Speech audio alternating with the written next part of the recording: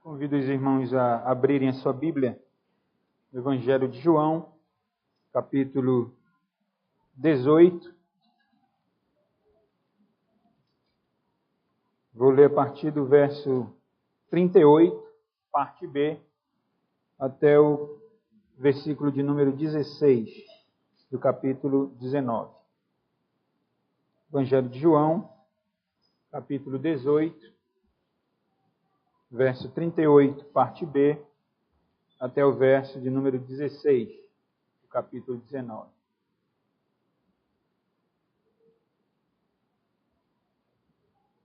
Diz assim a palavra do Senhor. Tendo dito isto, voltou aos judeus e lhes disse: Eu não acho nele crime algum. É costume entre vós que eu vos solte alguém por ocasião da Páscoa. Quereis, pois, que vos solte o rei dos judeus? Então gritaram todos novamente, não este, mas Barrabás. Ora, Barrabás era salteador. Então, por isso, Pilatos tomou a Jesus e mandou açoitá-lo. Os soldados, tendo tecido uma coroa de espinhos, puseram-lhe na cabeça e vestiram-no com um manto de púrpura. Chegavam-se a ele e diziam: Salve, rei dos judeus! E davam-lhe bofetadas. Outra vez saiu Pilatos e lhes disse: Eis que eu vou-lo apresento, para que saibais que eu não acho nele crime algum. Saiu, pois, Jesus trazendo a coroa de espinhos e o manto de púrpura. Disse-lhes Pilatos: Eis o homem. Ao verem-no, os principais sacerdotes e os seus guardas gritaram: Crucifica-o, crucifica-o. Disse-lhes Pilatos: Tomai-o vós outros e crucificai-o, porque eu não acho nele crime algum.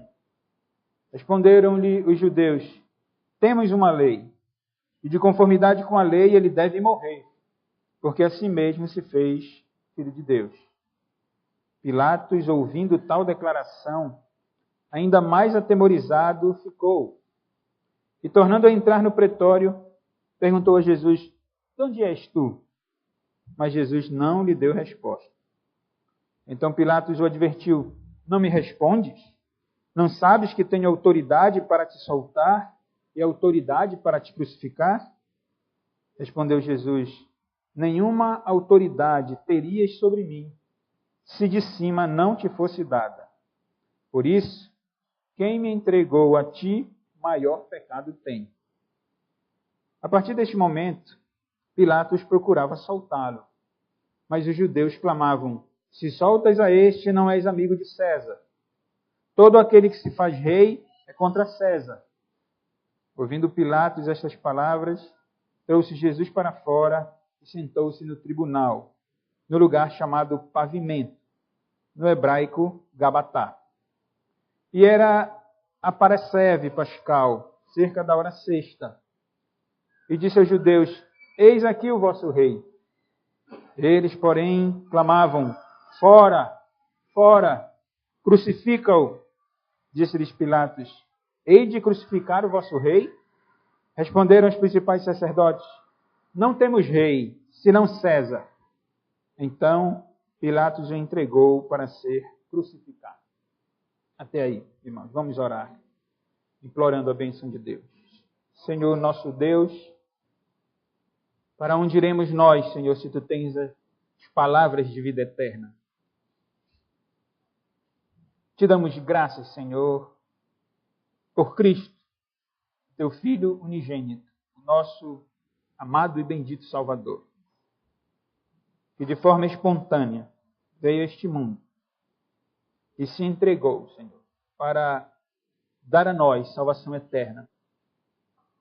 Não para possibilitar a nossa salvação, mas para de fato entregar a nós a nossa salvação, que é fruto unicamente do mérito dele.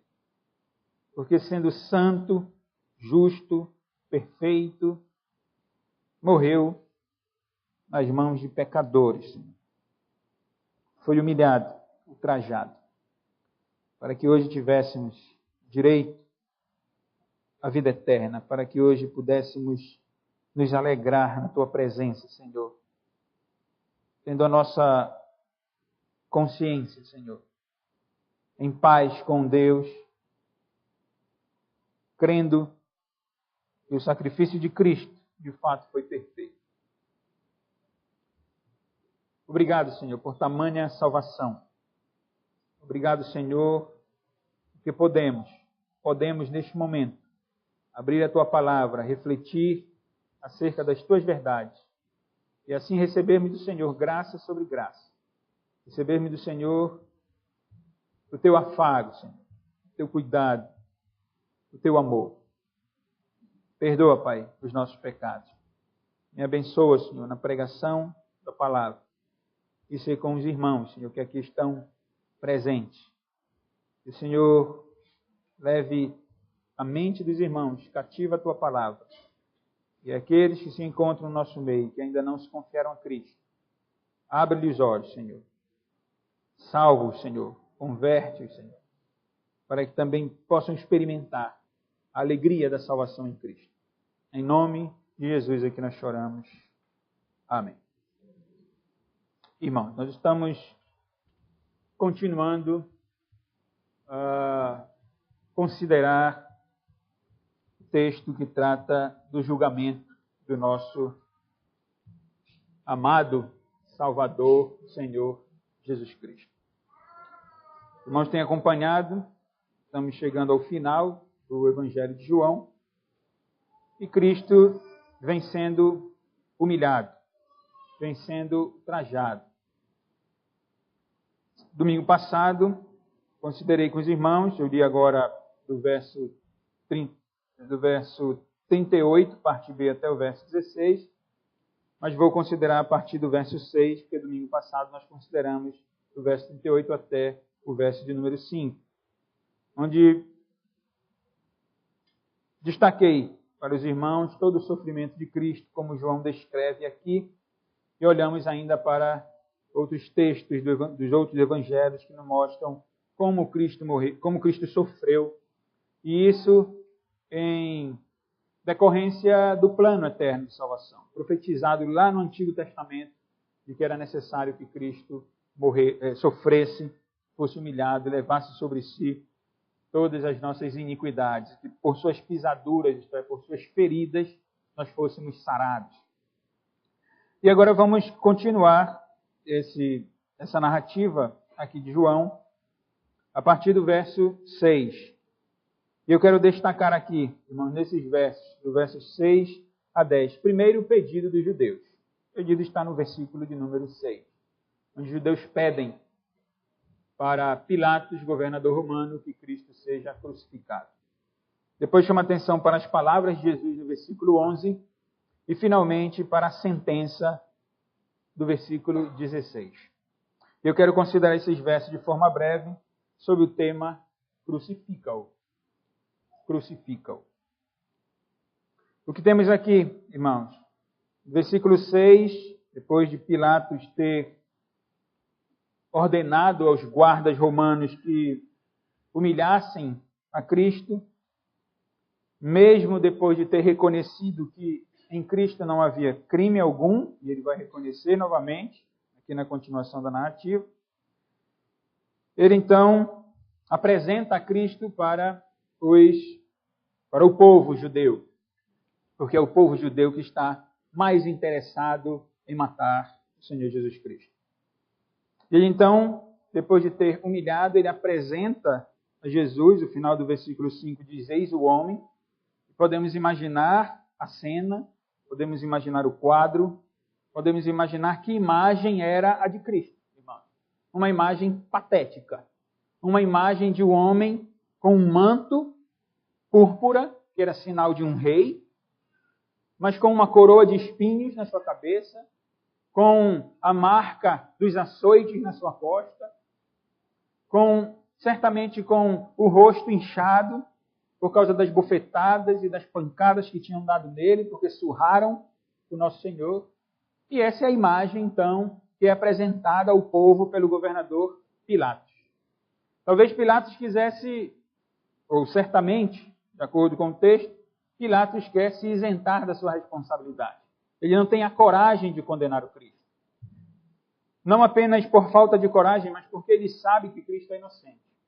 Então ele talvez conduza Cristo dessa forma, humilhada, não é? Com tudo isso que já mencionei aqui, para apresentar ao povo. Talvez ele tivesse ainda a esperança de que o povo não levasse a cabo o seu plano de matar esse homem inocente. Só que João, testemunho ocular dos fatos, inspirado pelo Espírito Santo, nos diz no versículo 6 que ao verem os judeus, ao verem o Cristo humilhado, sangrando, sim, porque ele estava sangrando nas costas, sangrando na cabeça, os principais sacerdotes, irmãos, e os seus guardas gritaram: crucifica-o, crucifica-o. Essas são as palavras, irmãos, mais tristes da história humana. Crucifica-o. Homens religiosos implorando que o Deus que havia instituído a religião desses homens no Antigo Testamento fosse crucificado. Eles querem matar a Deus. Eles querem matar o seu Criador. Eles querem matar aquele que havia revelado a sua vontade a eles no Antigo Testamento, irmãos. E nós lemos aqui: crucifica-o, crucifica-o. E Pilatos, irmãos, fraco como é, tentando se isentar da sua responsabilidade, diz a eles: tomai-os vós outros e crucificai-o. Vocês que devem matar a este homem. Foram vocês que trouxeram até mim o caso dele. Porque eu não acho nele crime algum. E confessa novamente que não vê crime nenhum em Cristo.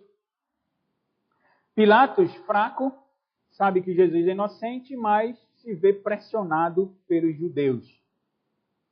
Como todo bom político, eu usei esse termo no domingo passado, bom aqui entre aspas, como todo político, ele não quer desagradar, embora saiba o que é certo e errado, como um governador, como um pacificador, como um procurador romano, esse é o termo também usado aí, como um procurador, aquele que deve procurar manter a paz na sua província, mas como um homem colocado por Deus, e Cristo fala isso aqui, como colocado por Deus, sabe o que é certo, sabe o que é errado, sabe que Cristo é inocente, mas ele se sente pressionado, e para não ir contra os judeus, que é um povo forte, está sob o Império Romano, mas é um povo forte, um povo religioso, que tem a sua lei, então Pilatos, irmãos, abre mão aqui. Crueldade, irmãos. Se por um lado existe a fraqueza de Pilatos, se existe, irmãos, de um lado a frouxura do governador, por outro lado existe a crueldade, a impiedade dos religiosos, dos judeus, dos principais sacerdotes e dos guardas daquele grupo.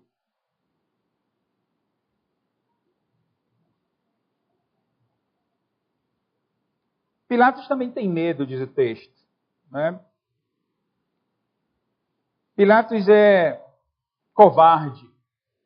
No versículo 8, nós lemos Pilatos ouvindo tal declaração, porque ele havia dito que os judeus deveriam crucificar, e os judeus logo dizem: temos uma lei, de conformidade com a lei ele deve morrer, porque assim mesmo se fez filho de Deus. Estão se referindo à lei do Antigo Testamento, estão se referindo à revelação que Deus havia dado a eles. E Pilatos, ouvindo tal declaração, ainda mais atemorizado, diz o texto que ele teve medo, se acovardou. E aí, esse termo aqui nos conduz à narrativa do Evangelho de Mateus, no capítulo 27, um texto paralelo, onde Mateus traz também a narrativa do julgamento de Pilatos em relação à pessoa de Cristo. Mateus capítulo 27, no verso 15, nós lemos: ora, Por ocasião da festa, costumava o governador soltar ao povo um dos presos, conforme eles quisessem. Naquela ocasião, tinham eles um preso muito conhecido, chamado Barrabás. Estando, pois, o povo reunido, perguntou-lhes Pilatos: a quem quereis que eu vos solte, a Barrabás ou a Jesus chamado Cristo? Veja o verso 18 e verso 19. Verso 18, porque sabia que por inveja eu tinha entregado. Versículo 19, que nos interessa. E estando ele, Pilatos, no tribunal, sua mulher mandou dizer-lhe: não te envolvas com esse justo, porque hoje em sonho muito sofri por seu respeito. Então nós não sabemos exatamente que sonho teve a esposa de Pilatos, mas o fato é que ele estava com medo. Porque no sonho, como nós lemos de acordo com a sua esposa, ela havia sonhado com Jesus e havia sofrido por causa do seu sonho. E Pilatos tem medo, é um supersticioso, como normalmente ocorre com aqueles que sonham e querem interpretar sonhos. É um supersticioso, medroso, que não tem firmeza do seu governo e que acaba agradando os judeus. Como eu dizia, há temor, a covardia, a frouxidão por parte de Pilatos, governador romano, e a crueldade, a impiedade por parte dos religiosos judeus. E Pilatos, então, como nós já o conhecemos, no versículo 8 nós lemos que ele, ouvindo a declaração de que o povo tinha uma lei, ele, mais atemorizado, ficou e tornou a entrar no pretório. Ele entrava no local do julgamento, saía, chamei a atenção dos irmãos já em sermões passados para isso. Ele não sabe direito o que fazer, com medo. Ele volta, diz o versículo 9, ele entra no pretório e começa de novo a fazer pergunta para Jesus. Mas ele já não havia interrogado a Cristo? Ele já não havia visto que Jesus é inocente? Ele já não havia declarado ao povo? E por que ele não inocenta Cristo? E ele faz uma pergunta que não tem pé nem cabeça. De onde és tu? O que tem a ver essa pergunta, irmãos, com tudo o que está ocorrendo aqui? Qual é o objetivo de Pilatos? E ainda, à luz do que nós estamos vendo aqui nessa narrativa, o que mudaria se Jesus desse uma resposta a ele?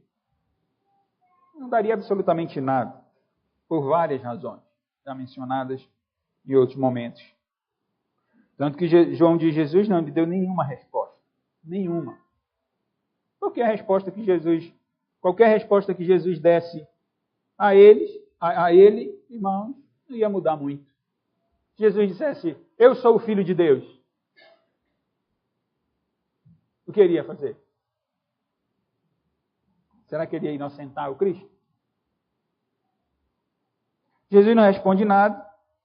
E então Pilatos, orgulhoso, por causa do seu cargo, por causa do seu ofício, tentando pressionar o Cristo, covardia, irmãos, covardia. Quem tem o poder aqui, dentro do seu escopo da autoridade, é Pilatos. E ele então abusa do seu poder, e ele, orgulhoso, diz: não me respondes? Não sabes que eu tenho autoridade para te soltar e autoridade para te crucificar? Pura ilusão de Pilatos. Puro orgulho, puro pecado, iniquidade, trevas espessas no seu coração. Como os judeus, o procurador romano não enxerga um palmo do seu nariz. Trevas espessas. E então enche o peito e diz: olha, eu tenho autoridade sobre ti. E ele é obrigado então, agora sim, a ouvir Cristo dizendo: olha, senhor governador, meu procurador, nenhuma autoridade terias sobre mim se de cima não te fosse dado. E ele avança um pouco e diz: por isso, quem me entregou a ti, maior pecado tem. O que Cristo está dizendo aqui, irmão? Cristo está tratando da soberania de Deus, da autoridade que Deus tem. Ele diz: nenhuma autoridade terias sobre mim, governador, se de cima não te fosse dada. Quando Paulo escreve aos Romanos, ele deixa claro que toda autoridade civil, toda autoridade, na verdade, inclusive a civil, ela é constituída por Deus. A isso Cristo se refere, a essa realidade Cristo se refere. Porque Pilatos tem o poder de crucificar o Cristo? Porque Deus, Pai, que o Deus Santo, Justo, havia delegado a Pilatos esse poder. E Cristo diz, nenhuma autoridade terias sobre mim se de cima não te fosse dado. Mas veja que, ao mesmo tempo que Cristo fala da autoridade de Deus, da soberania de Deus, ele também faz referência aqui à responsabilidade do homem, de Pilatos como governador, dos judeus como principais sacerdotes. Porque Jesus disse, por isso, veja como Cristo liga. Na aula, a recepção de novos membros, no sábado à tarde, tenho mencionado aos irmãos como a responsabilidade humana, ela existe. Alguns a confundem com livre-arbítrio, mas é responsabilidade que o homem tem. Como a responsabilidade humana, ela existe exatamente porque há um Deus a quem o ser humano deve prestar conta. Porque se não houver um Deus a quem se deve prestar conta, não existirá responsabilidade humana. O humano deverá prestar conta a quem? Se não a um Deus. Mas Cristo, diante de Pilatos, diz, olha, tu tens autoridade porque de cima te foi dado. Então, existe um superior a ti, que é o próprio Deus. Mas ele diz, quem me entregou a ti, maior pecado tem. Quem foi que entregou Cristo a Pilatos, irmão? Se os irmãos olharem lá para o versículo 28, aqui do capítulo anterior. Depois levaram Jesus de onde? Da casa de Caifás para o pretório. Quem levou? Os judeus. De onde? Da casa de Caifás. Caifás era o sumo sacerdote naquele ano. E Caifás havia entregado a Cristo. Os irmãos olharem para a narrativa de Lucas, acho que é Lucas, que nos mostra que ainda houve Herodes, o tetrarca. Herodes Antipas, que era outro procurador romano, só que na Galileia.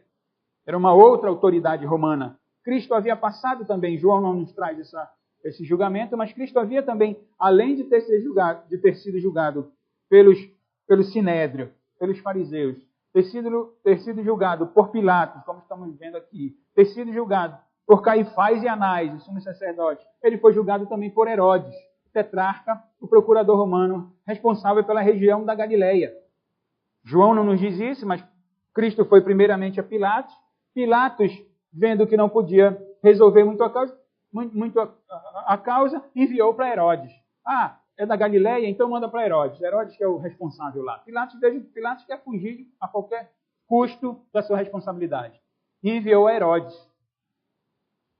Herodes viu que Cristo era inocente, mandou de volta para Pilatos. E lá em Lucas, nós lemos que Herodes e Pilatos não se davam bem, eram inimigos. Mas por causa disso eles se reconciliaram, porque ambos queriam matar o Cristo também.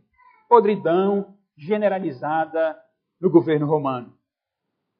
Trevas espessas espirituais no Império Romano e também nos judeus, do Sinédrio, na religião judaica.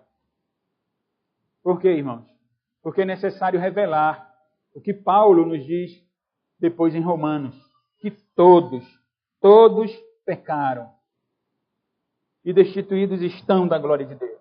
Tanto judeus como não judeus, aqui no caso, tanto judeus como romanos estão pecando e estão longe de Deus e precisam do Cristo que estão crucificando, que estão condenando, que estão sentenciando. Eu dizia, a responsabilidade humana existe exatamente porque há um Deus a quem prestar conta. E maior pecado, disse Jesus, tem aquele que me entregou a ti. Os judeus, ou Caifás, se nós queremos ter em mente, ou pensamos que Cristo se refere a alguém, a Caifás, que era o sumo sacerdote, que era religioso. Talvez seja essa a razão de Jesus dizer, maior pecado tem ele. Por quê? Porque ele era líder judaico, ele era líder religioso, a quem muito é dado, muito lhe será cobrado. Ele era líder eclesiástico, ele tinha a lei diante dos seus olhos, nas suas mãos, para olhar para Cristo e ver que Cristo era inocente. Irmãos, de fato que Deus seja glorificado por sua justiça. que Deus, na sua autoridade máxima, na sua soberania perfeita, entregou a Pilatos o poder de crucificar o Cristo. E eu já disse em sermões passados que assim deveria ser, para que você, para que eu, para que todos aqueles que creem em Cristo tenham vida eterna. Para que todos aqueles não experimentem a condenação eterna, mas tenham direito à vida com o Senhor e Salvador Jesus Cristo. Quando nós lemos que Deus deu autoridade a Pilatos para julgar o Cristo, para crucificar o Cristo, o que devemos fazer? Glorificar a Deus. Exaltar o nome do Senhor por sua justiça. E quando vemos Cristo dizendo, o maior pecado tem aquele que te entregou, que me entregou a ti. E aí então, irmão, nós devemos entender também que os homens, os seres humanos, precisam ser humilhados. Eles precisam ser condenados por causa dos seus pecados. Essa é a justiça de Deus. Glória ao Senhor nosso Deus, humilhação ao ser humano, seja ele quem for. Depois eu vou aplicar um pouco mais a nós essas verdades, irmãos. Os judeus e os romanos, porque foram ambos aqui. Parece que o maior pecado estava sobre os judeus. Até porque eles tinham a luz. Não queriam ver a luz.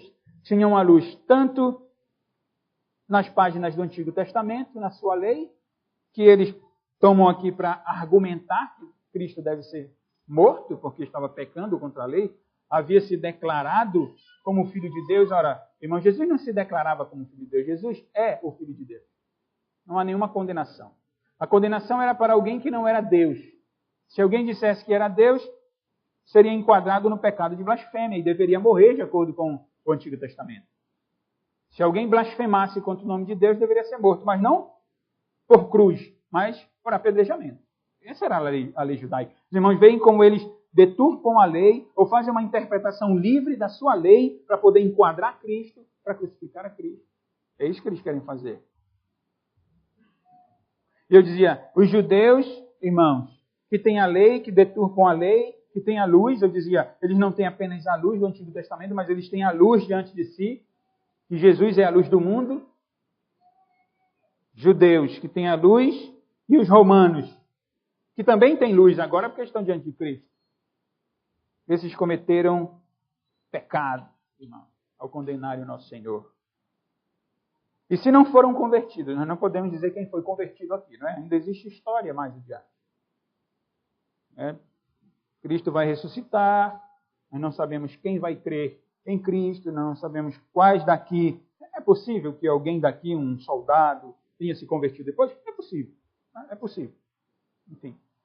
Mas aqueles que não se converteram, irmãos, e cometeram esse ato de crucificação do Cristo, ou a sentença ao Senhor Jesus Cristo, esses não foram convertidos, esses sofrerão castigo eterno. Esses sofrerão, irmãos, o que está preparado para o diabo e os seus anjos, o inferno. Porque eles mataram o seu Criador. Eles mataram o Cristo Jesus, que revela a perfeição da pessoa de Deus. Pilatos, irmãos, voltamos aqui ao nosso texto, porque nós lemos que o Pilato, o governador, queria até soltar a Jesus, não é? Versículo 12, a partir deste momento, Pilatos procurava soltá-lo, claro, irmãos já sabem, porque Jesus era inocente, mas os judeus clamavam, então vem a pressão novamente.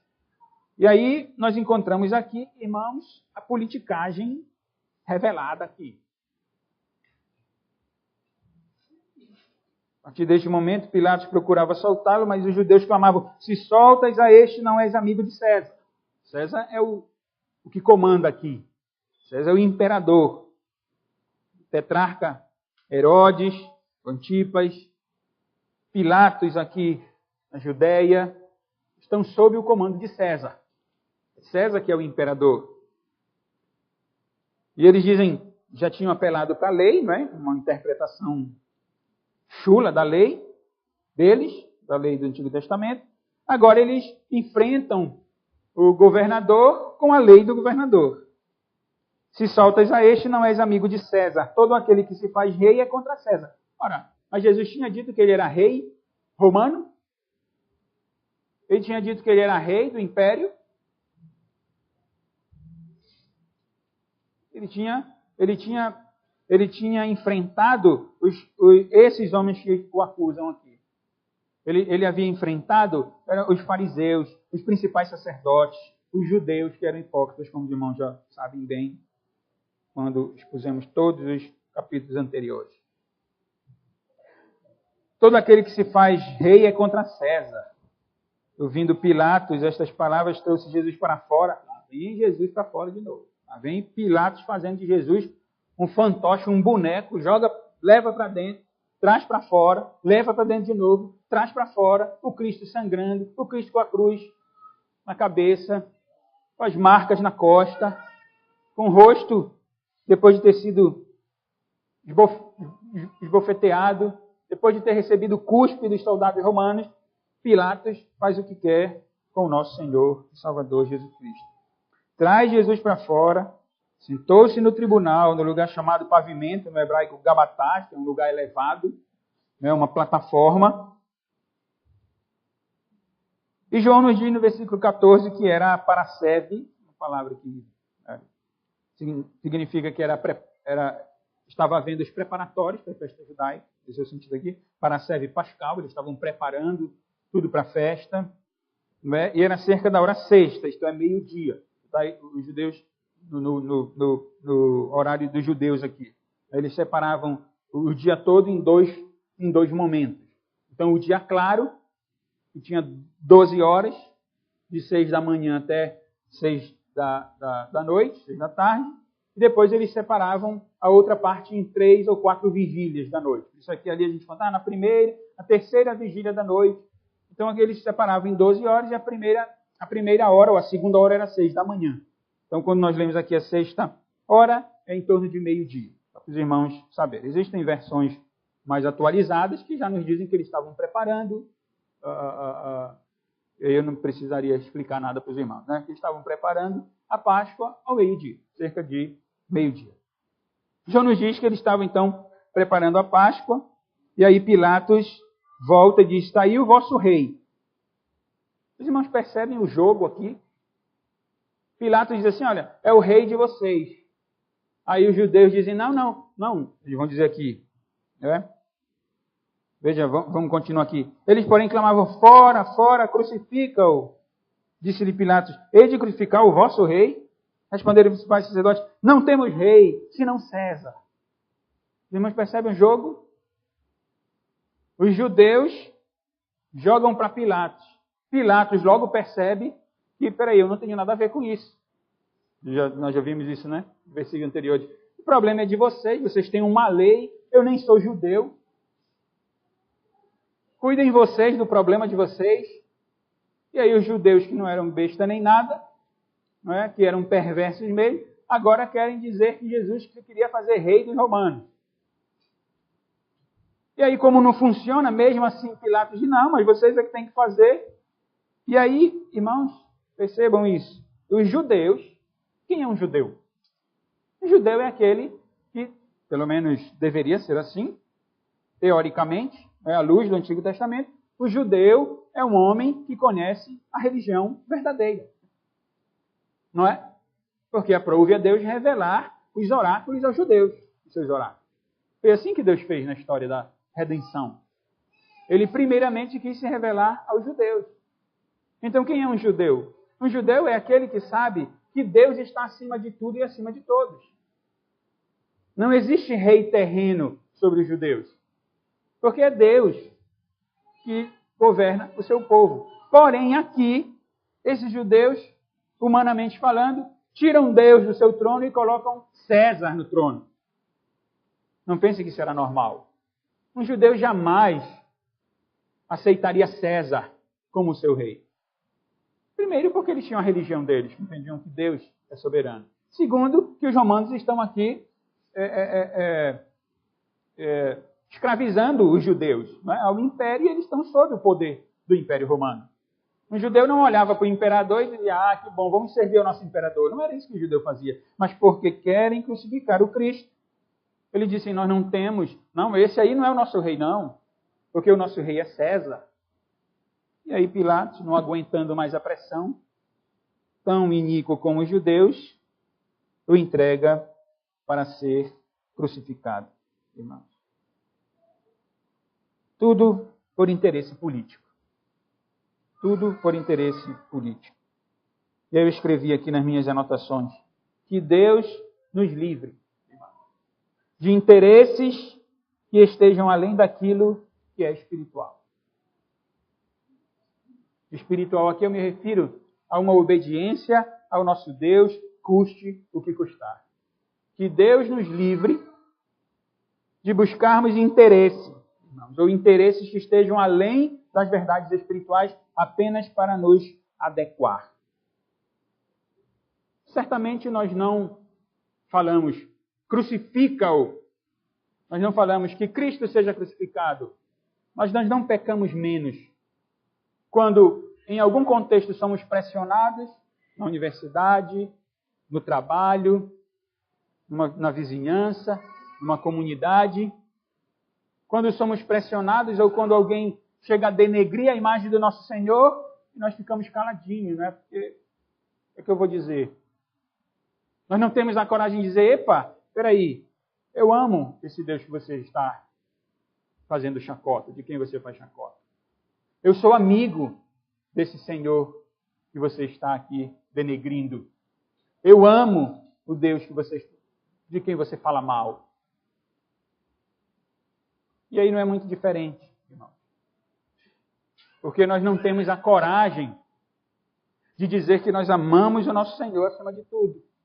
E às vezes nós nos calamos.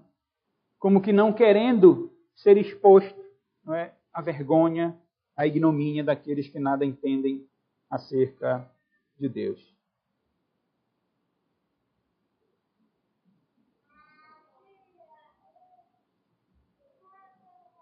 Crucifica-o, ele não é o nosso rei. Nós não temos esse homem como rei. E aí, para passar as lições, a minha pergunta é: quem é o seu rei?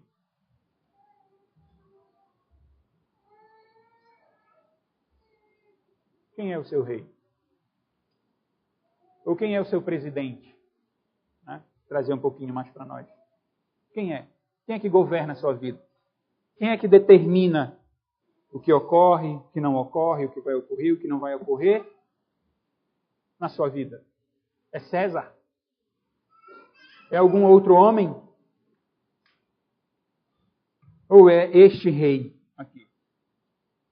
Que é entregue para ser crucificado. Se Deus permitir, domingo que vem nós vamos ver a crucificação e a morte do nosso Senhor Jesus Cristo. Mas a pergunta que eu faço é: quem é o seu rei? A quem você serve? Aplicações, irmãos, e lições para nós. Primeiro, o mau uso da lei é pecado. O mau uso da lei de Deus é pecado. O que eu quero dizer com isso? Faço uma pergunta. Como você tem entendido a revelação de Deus? Como você tem entendido a palavra de Deus? Essa é a lei de Deus para nós. A única regra de fé e prática. Então você tem sido abençoado por Deus, tem recebido graça de Deus.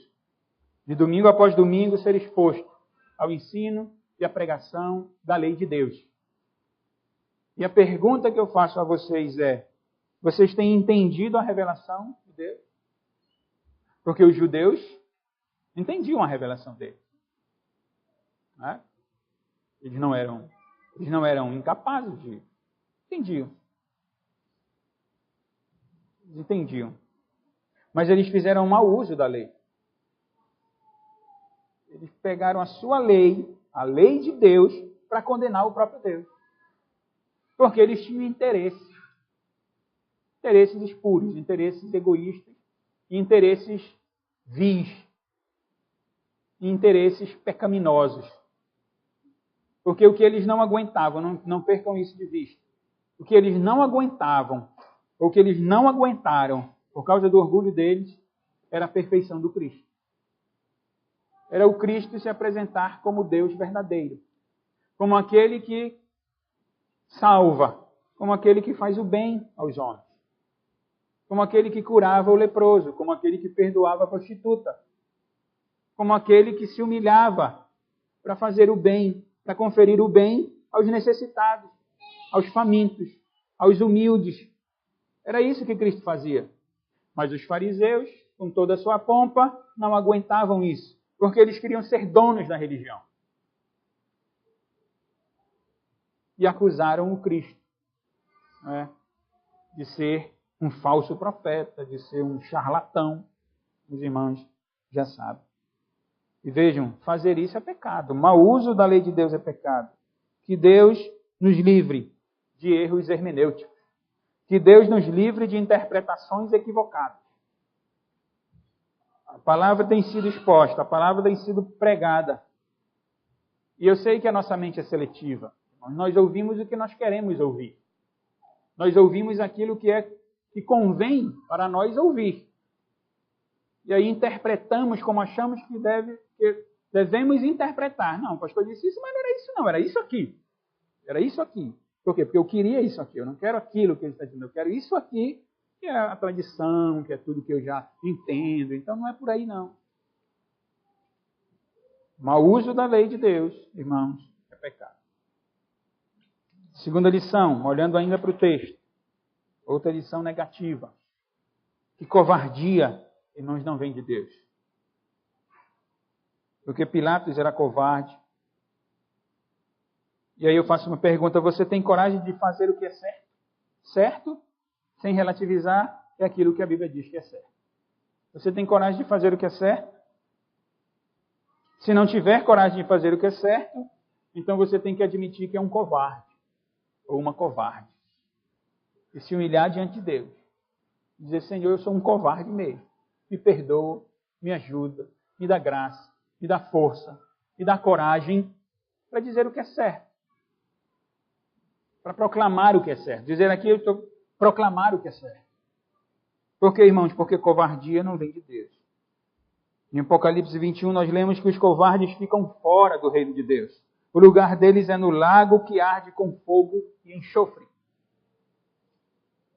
Pilatos tem o poder, irmãos, nas mãos, mas é um covarde. E ao invés de dizer, é inocente, ele entrega Cristo para ser crucificado. Terceira e última lição. Lição que engloba a todos nós. Porque alguém pode ser encontrado, ou pode não ser encontrado dentre aqueles que mal interpretam, não é? As Escrituras. Não. Pela graça de Deus, tem sido. Eu procuro aplicar à minha vida tudo aquilo que eu tenho aprendido com as pregações. Outros podem não ser covardes. De fato, na universidade, na escola, se levantam e dizem, não, professor, não é assim não. Porque tem crente assim, graças a Deus. Não é assim não, professor. A Bíblia é a verdade mesmo. Jesus é Salvador. E tem. Não é? Mas a terceira lição, irmãos, e eu penso que aqui ninguém escapa,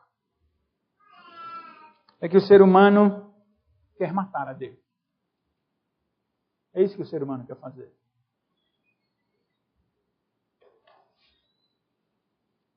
Como disse durante o sermão, por que isso ocorre, irmão? Aqui no caso, Jesus é Deus, não é na narrativa. E Jesus Cristo, ele é a revelação perfeita da vontade de Deus. E sendo a revelação perfeita da vontade de Deus, ele expõe a minha miséria, ele expõe o meu pecado, ele expõe as minhas falhas, não é? Como fazia com os fariseus. E quando a minha miséria, quando o meu pecado é exposto, ainda, como eu disse durante o sermão, ainda que eu não diga crucifica-o, eu quero rejeitar essa perfeição porque eu amo o ídolo que está no meu coração. Eu amo aquilo que me dá prazer e o que é pecaminoso.